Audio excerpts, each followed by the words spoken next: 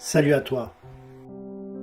Quand tu comptes des secondes, quand on te donne un coup de tampon, quand tu contemples des canaux, ou que tu observes les constellations, sais-tu que toutes ces choses, et plein d'autres choses encore, on les doit aux Sumériens, et à leur civilisation vieille de 5000 ans. Mais qu'est-ce qui différencie ces bonhommes barbus de leurs contemporains? Pourquoi ce que nous savons d'eux ne laisse pas en paix la communauté scientifique et affole le web? C'est ce que nous allons voir maintenant si tu veux bien.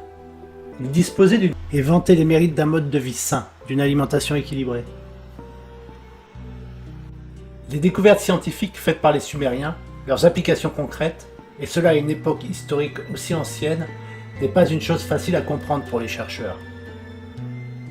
Quant à l'explication donnée par les Sumériens eux-mêmes, elle est pour le moins étonnante, puisque leur mythologie nous raconte que ces connaissances leur ont été enseignées par les Anunnaki, des entités supérieures qui appartiennent au panthéon de leurs dieux. Dès la fin du XIXe siècle, commence à se poser la question sumérienne. En 1849, un groupe d'archéologues, conduit par Henry Layard, trouve à Ninive 22 000 tablettes cunéiformes. Une dizaine d'entre elles décrivaient le mythique jardin d'Éden. Plus tard, l'expert en écriture suméro-akkadienne, Anton Parks, en a fait sa propre traduction. Selon sa lecture, le jardin d'Éden n'est pas un paradis, mais l'endroit où les humains devaient travailler pour les dieux en qualité d'esclaves. Les épopées sumériennes, leur mythologie, racontent les faits et gestes de ces êtres divins venus du ciel, leurs guerres, et aussi leurs inventions, parmi lesquelles une majeure, l'Homo sapiens, nous. Débarqués sur la Terre il y a quelques 450 000 ans, ces créatures extraterrestres agirent activement pour coloniser la Terre. Mais découragés par l'ampleur du travail à fournir, certains colons prièrent les commandants de la mission, Enlil et Enki, de les soulager des travaux les plus physiques.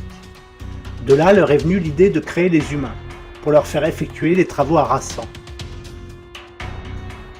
Enki accède à la requête, mais dès la création du premier humain, Enlil et Enki entrent en conflit. Le puissant et cruel Enlil veut obliger ces créatures à mener une existence de servitude, alors que le sage Enki finit par se prendre d'affection pour sa création. Certains chercheurs voient dans cette opposition le premier mythe de la lutte du bien contre le mal. D'autres font un parallèle avec le conflit entre Yahvé et le serpent vétérotestamentaire, qui se manifeste sur notre planète sous forme de conflits et de guerres permanentes. Le principal auteur et divulgateur de la théorie d'un contact primordial entre l'homme et des créatures aliens est l'écrivain, journaliste et crypto-historien Zecharia Sitchin. Auteur de 11 livres et de nombreuses publications, il a étudié de manière autonome l'écriture sumérienne et a même participé à des découvertes archéologiques.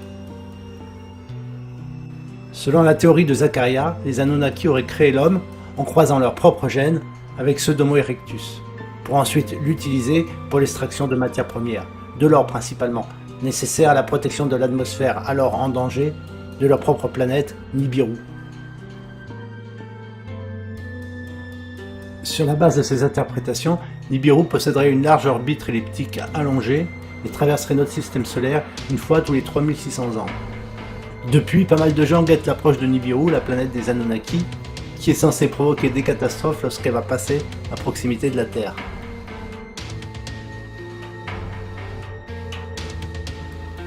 Il n'est pas étonnant que la communauté scientifique officielle considère la théorie de Sitchin comme narrative, étonnant surtout de la science-fiction, lui reprochant des traductions de piètre qualité, des interprétations contraires à la science et à l'astronomie, et une confusion volontaire de différents mythes.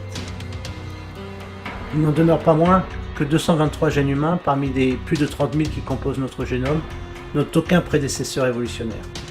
Ils ont été apportés dans notre chromosome 21 par un transfert horizontal probable, c'est-à-dire hors de l'évolution darwinienne.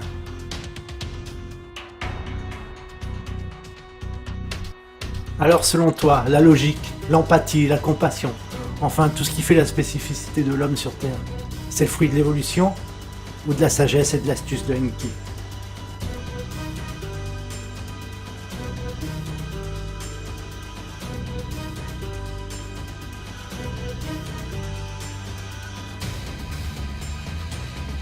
En tout cas, pour la communauté scientifique, Le mot-clé reste des preuves. Au total, c'est plus d'1 million de tablettes cunéiformes qui sont sorties au jour.